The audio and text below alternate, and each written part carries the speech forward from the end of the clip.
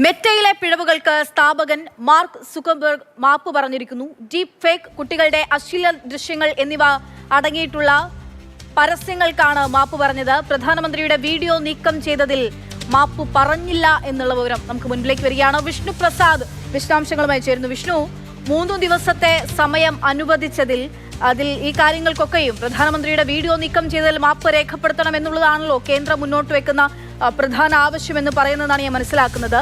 ഇപ്പോൾ അദ്ദേഹം നടത്തിയിരിക്കുന്ന ക്ഷമാപണം എങ്ങനെയാണ്? ഇതുമായി ബന്ധപ്പെട്ട് കേന്ദ്ര സർക്കാർ വൃത്തങ്ങൾ നൽകുന്ന സൂചന എന്ന് പറയുന്നത് പ്രധാനമായും 2 കാര്യങ്ങൾക്കാണ് നേരിട്ട് മാപ്പ് പറഞ്ഞിട്ടുള്ളത്. അതായത് കുട്ടികളുടെ അശ്ലീല ദൃശ്യങ്ങൾ അടങ്ങിയ ഉള്ളടക്കം, അതോടൊപ്പം തന്നെ ഈ പെയ്ഡ് പ്രൊമോഷൻസ് ആയി കൂടുതൽ ഉൾപ്പെടുത്തിയ ആ സംഭവത്തിലും മാപ്പ് പറഞ്ഞിട്ടുണ്ട്. പക്ഷെ അതേസമയം തന്നെ പ്രധാനമന്ത്രിയുടെ വീഡിയോ നീക്കം ചെയ്തതിൽ നേരിട്ട് മാപ്പ് പറഞ്ഞിട്ടില്ല. പകരം ഈ പ്ലാറ്റ്ഫോം കൊണ്ടുപോകുന്നതിൽ വീഴ്ച സംഭവിച്ചിട്ടുണ്ട്, സാങ്കേതികമായ തകരാറുകൾ സംഭവിച്ചിട്ടുണ്ട്. അതിനു വേണ്ടിയുള്ള അല്ലെങ്കിൽ അക്കാര്യത്തിലാണ് ഇപ്പോഴേതായാലും മാപ്പ് അറിയിച്ചിട്ടുള്ളത്. അതോടൊപ്പം തന്നെ ഡീപ് ഫേക്ക് വീഡിയോകളിലും പ്രചരിച്ചത് അല്ലെങ്കിൽ ഡീപ് ഫേക്ക് കണ്ടന്റുകൾ പ്രചരിച്ചതിലും മെറ്റയുടെ CEO ആയിട്ടുള്ള മാർക്ക് സുക്കർബർഗ് ഇപ്പോൾ മാപ്പ് പറഞ്ഞിരിക്കുകയാണ്. 3 ദിവസത്തെ സമയപരിധിയാണ് ഉണ്ടായിരുന്നത്. പക്ഷേ ഈ ഒരു സാഹചര്യത്തിൽ എന്തായാലും മെറ്റയ്ക്ക് നൽകി വരുന്ന ഒരു ഇടനിലക്കാരൻ്റെ സംരക്ഷണം, അതായത് സേഫ് ഹാർബർ പ്രൊട്ടക്ഷൻ എന്ന് പറയുന്ന IT ആക്ട്, അതിൻ്റെ സംരക്ഷണം എന്തായാലും ഇനി മെറ്റയ്ക്ക് ലഭിക്കില്ല എന്ന് കൂടി ഇപ്പോൾ വ്യക്തമാവുകയാണ്. എന്തായാലും ഇതുമായി ബന്ധപ്പെട്ട നിയമ നടപടി ഒരു വശത്ത് മുന്നോട്ട് കൊണ്ടുപോകാൻ കോടതിയുടെ നിർദ്ദേശമുണ്ട്. പക്ഷേ അപ്പോഴും ആ നടപടികളിൽ നിന്ന് ഒരു ഇടക്കാല തടവെങ്കിലും ലഭിക്കുന്ന അല്ലെങ്കിൽ ഒരു സംരക്ഷണം ലഭിക്കുന്ന ഒരു നിയമം അല്ലെങ്കിൽ ഒരു ഡെഫിനിഷൻ ആയിരുന്നു സേഫ് ഹാർബർ പ്രൊട്ടക്ഷൻ എന്ന് പറയുന്നത്. അതും ഇനി മെറ്റയ്ക്ക് ലഭ്യമായിരിക്കില്ല എന്ന് തന്നെയാണ് ഇപ്പോൾ IT മന്ത്രാലയം അറിയിച്ചിട്ടുള്ളത്. ഇന്നിപ്പോൾ മെറ്റയുടെ ഉന്നതതല സംഘം ഡൽഹിയിലെത്തി IT മന്ത്രാലയത്തിലെ IT മന്ത്രിയുമായും അതോടൊപ്പം തന്നെ സെക്രട്ടറിയുമായും കൂടിക്കാഴ്ച നടത്തുകയും അൽഗോരിതത്തിലെ പിഴവടക്കമുള്ള കാര്യങ്ങൾ തങ്ങളുടെ ഭാഗത്തു നിന്ന് വന്ന പിഴവുകളടക്കം വിശദീകരിക്കുകയും ചെയ്തിട്ടുണ്ട്.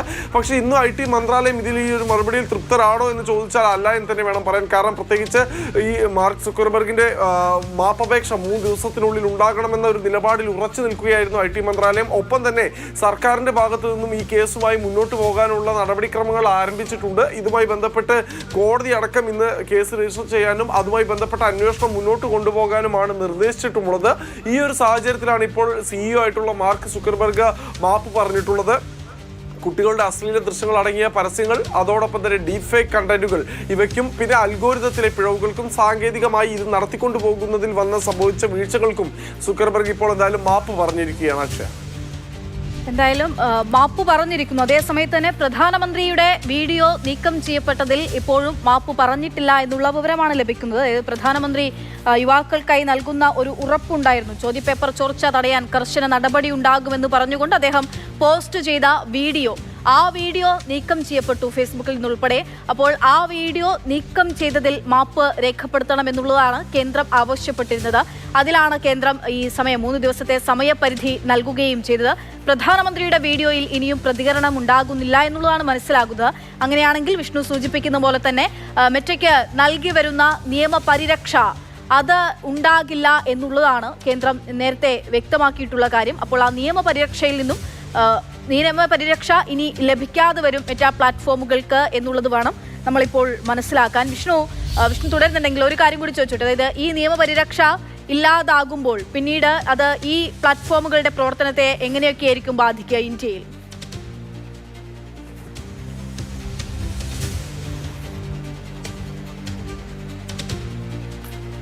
വിഷ്ണു, കേൾക്കാമോ? അക്ഷയ, ചോദ്യം ആവർത്തിക്കാമോ? അതായത് ഈ നിയമപരിരക്ഷ, അതായത് കേന്ദ്രം നൽകില്ല, പ്രധാനമന്ത്രിയുടെ വീഡിയോ നീക്കം ചെയ്തതിൽ മാപ്പ് പറഞ്ഞില്ലെങ്കിൽ നിയമപരിരക്ഷ ഒഴിവാക്കുമെന്ന് പറഞ്ഞല്ലോ. അപ്പോൾ ഈ നിയമപരിരക്ഷ ഒഴിവാക്കപ്പെടുമ്പോൾ അതെങ്ങനെയാണ് ഇന്ത്യയിൽ മെറ്റാ പ്ലാറ്റ്ഫോമുകളെ ബാധിക്കുക?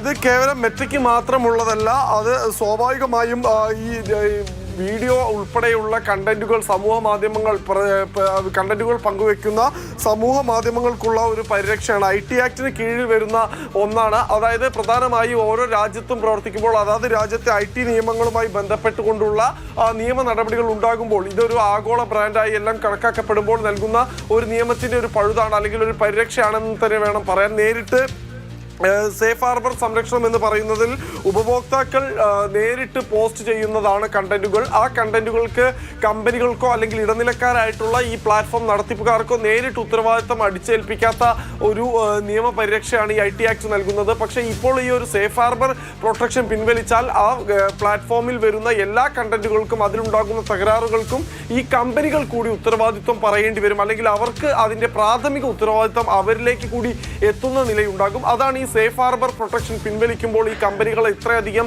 ഓരോ രാജ്യത്തും അത് ഭയപ്പെടുന്നതിൻ്റെ പ്രധാന കാരണം എന്ന് പറയുന്നത്, ഉദാഹരണത്തിന് ഇപ്പോൾ ഞാൻ ഫേസ്ബുക്കിൽ വ്യക്തിപരമായി പോസ്റ്റ് ചെയ്യുന്ന ഒരു പോസ്റ്റിൻ്റെ ഉത്തരവാദിത്തം, നിയമപരമായ ഉത്തരവാദിത്തം എന്നിൽ മാത്രമാണ് നിക്ഷിപ്തമായിട്ടുള്ളത്. അതിൽ മെറ്റയ്ക്ക് ഒരു സംരക്ഷണമുണ്ട്. മെറ്റ ആ കേസിൽ പ്രതി ചേർക്കുകയില്ല, പകരം സാക്ഷിമൊഴികളായിട്ടോ അല്ലെങ്കിൽ അവരുടെ റെക്കോർഡുകൾ അതിൻ്റെ തെളിവുകളായിട്ടോ പരിഗണിക്കുകയാണ് സാധാരണഗതിയിൽ ചെയ്യാറ്. പക്ഷേ ഈ സേഫ് ഹാർബർ എന്ന് പറയുന്ന ഈ ഒരു പ്രൊട്ടക്ഷൻ പിൻവലിക്കുമ്പോൾ സംഭവിക്കുന്നത് മെറ്റ കൂടി ഇതിൻ്റെ പ്രാഥമികമായിട്ടുള്ള അന്വേഷണ പരിധിയിൽ ഉൾപ്പെടുമെന്നതാണ്. ശരി, വിശദമായിട്ടുള്ള വിവരങ്ങളാണ് വിഷ്ണു പ്രസാദ് ഇപ്പോൾ നൽകിയത്. എന്തായാലും പ്രധാനമന്ത്രിയുടെ ആ വീഡിയോ നീക്കം ചെയ്തതിൽ മാപ്പ് പറയുന്നില്ല സുക്കർബർഗ് എന്നുള്ള വിവരമാണ് ഇപ്പോൾ പ്രധാനമായും ആ വാർത്തയിൽ നമ്മൾ മനസ്സിലാക്കേണ്ടത്.